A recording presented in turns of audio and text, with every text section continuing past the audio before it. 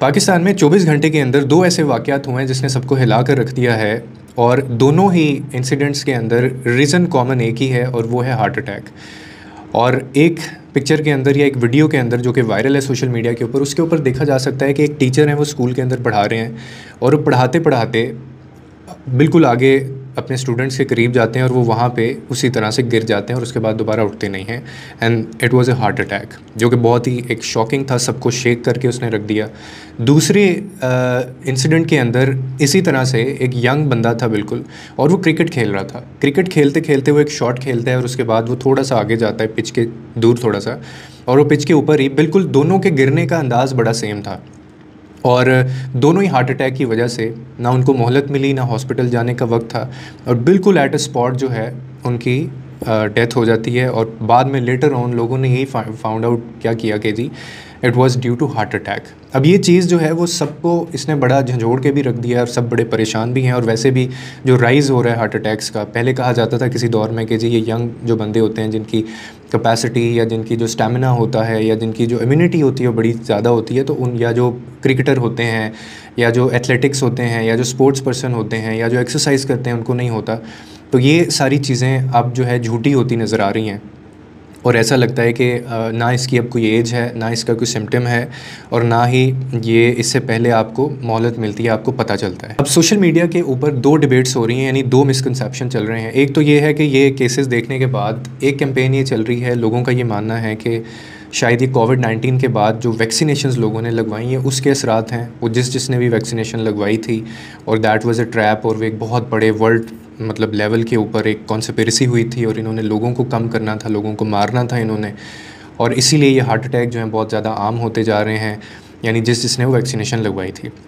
और जिस तरह से ये दो केसेस के अंदर भी देखा गया कि बिल्कुल एक ही तरह आराम से एक बंदा, दोनों बड़े मतलब फिट थे, ना कोई बीमारी, ना कोई सिम्टम, ना कोई इससे पहले कोई ऐसी चीज़ नज़र आ रही थी। बज़ाहिर एक बंदा खेल रहा था और एक बंदा जो है वो क्लास में पढ़ा रहा था, और एज उनका ब्रैकेट देखा जाए तो वो एज ऐसी नहीं थी कि ऐसी एज में हार्ट अटैक आता है। एक तो ये चल रही है डिबेट। अच्छा, एक डिबेट ये भी चल रही है कि लोगों का ये कहना है कि जिन्होंने वो पता नहीं एक फाइज़र थी कोई वैक्सीन थी, एक मॉडर्ना फाइज़र थी या mRNA फाइज़र, मतलब ये वैक्सीन्स थी, 3-4 किस्म की थी। तो कुछ का ये कहना है कि जिन्होंने वो mRNA वाली जो वैक्सीन्स हैं वो लगवाई थी ना, उन लोगों के साथ ही प्रॉब्लम हो रहा है, जो कि ख़ुद एक अगेन इसकी कोई प्रूफ नहीं है, ये सिर्फ एक हियरसेज है, ये सिर्फ मिसकंसेप्शन है, ये डिबेट हो रही है, जबकि इसका कोई सॉलिड प्रूफ नहीं मिल सका। अब मैं आपको बताता हूँ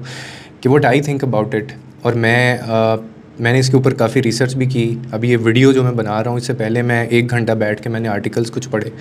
और उन सब चीज़ों से फिर मैंने कुछ निचोड़ निकाला है और वो मैं आपके सामने रख देता हूँ। बाकी उसके बाद भी मैं ये अभी बात कह रहा हूँ कि फिर भी शायद जो मैं बात कहूँ वो सच ना हो, that is truly based on research. और रिसर्च जो है वो आपको पता है गलत भी हो सकती है जब बात आती है कानून कुदरत के ऊपर,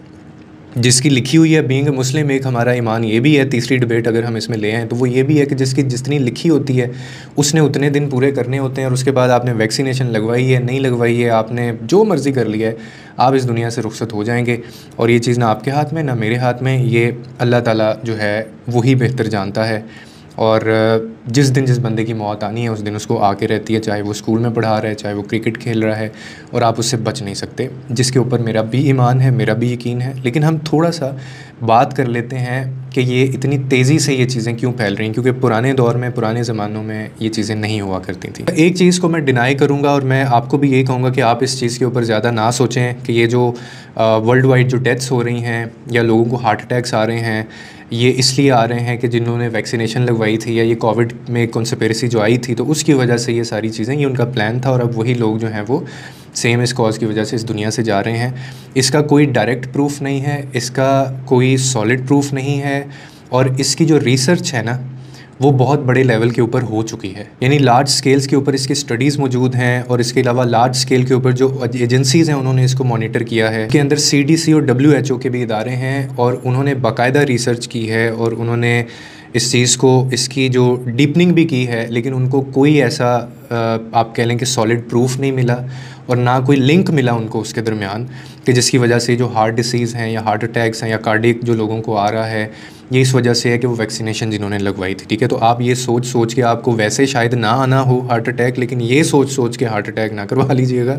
क्योंकि there is no such reality into this, ठीक है। ये सिर्फ डिबेट है, ये सिर्फ बातें हैं। और ये जब वैक्सीनेशन लगी थी उसके 1 महीना बाद ये डिबेट्स शुरू हो गई थी। तो बहुत सारी चीज़ें ना हमारे ओवर थिंकिंग की वजह से हमारी बॉडी में केमिकल्स जनरेट होते रहते हैं। आपका जो दिमाग है बहुत स्ट्रॉन्ग है। आप इमेजिन नहीं कर सकते कि अभी जो आप बात करते हैं वो आपके जिस्म के अंदर you started feeling that as a chemical, वो आपके कैंसर बनना शुरू हो जाता है आपके जहन के अंदर। फिर ये सवाल है कि why young people are dying suddenly, और ये इतनी यंग एज के अंदर ये चीज़ें क्यों हो रही हैं। और मैं स्ट्रेंज इस बात पे मैं हुआ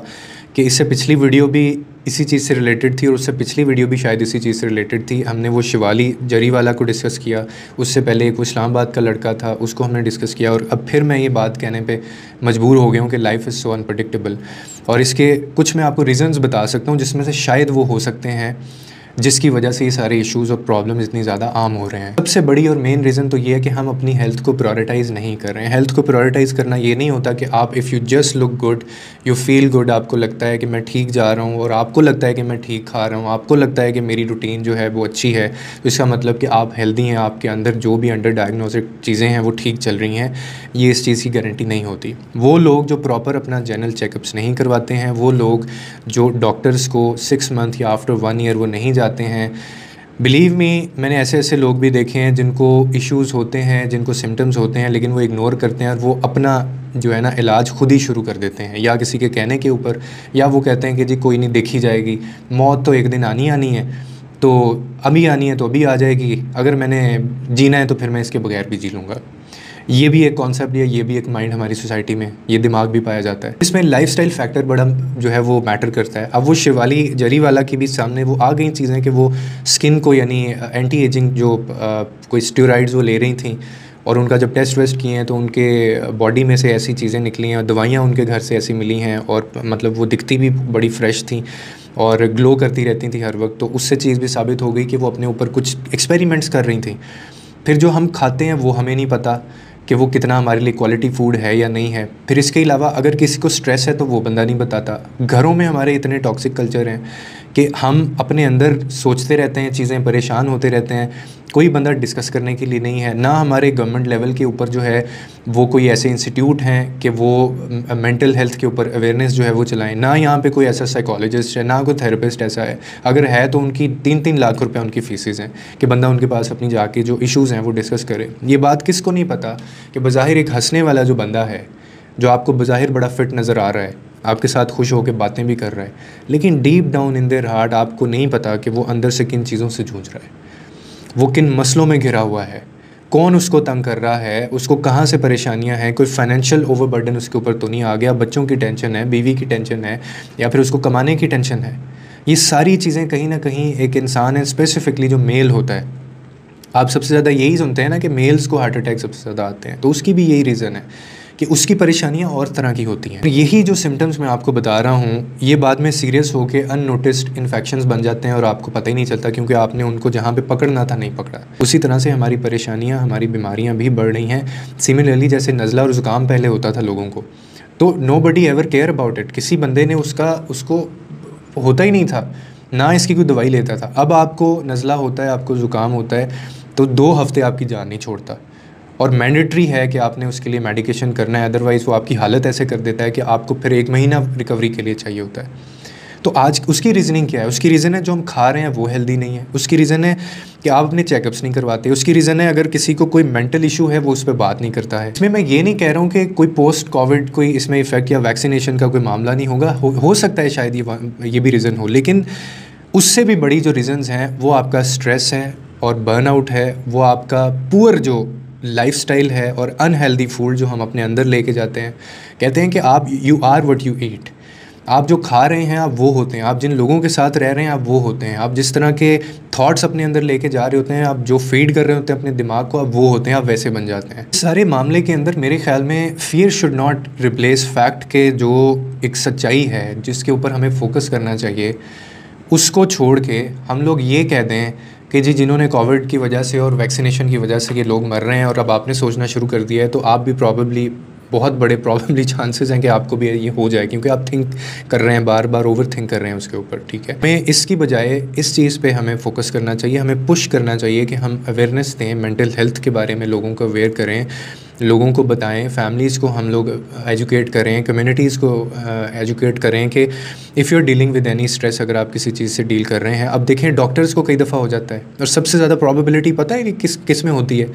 ऑल द प्रोफेशनल्स या जो कॉर्पोरेट वर्ल्ड में काम करते हैं। मैंने एक दफ़ा एक रिसर्च पढ़ी थी जिसके अंदर ये देखा गया था, बताया था कि दुनिया में सबसे ज़्यादा हार्ट अटैक जो होते हैं ना, वो मंडे वाले दिन होते हैं। अब उसकी रीज़न उन्होंने ये बताई हुई थी कि मेल साइड पे मंडे वाले दिन सबसे ज़्यादा हार्ट अटैक इसलिए होते हैं कि वीकेंड्स के बाद उनको वो हॉन्ट कर रही होती है रूटीन उनकी, कि दोबारा से ऑफिस जाना है, काम करना है, लॉन्ग वीकेंड है। और हमारे पाकिस्तान में जैसे आपको पता है यहाँ पे टॉक्सिक वर्क कल्चर किस तरह से होता है, ना छुट्टियाँ हैं, ना इंटरटेनमेंट के लिए कुछ होता है, बस काम करी जाओ, पे उतनी नहीं होती है, और ये सारा बर्डन इंसान अपने ऊपर ले रहा होता है।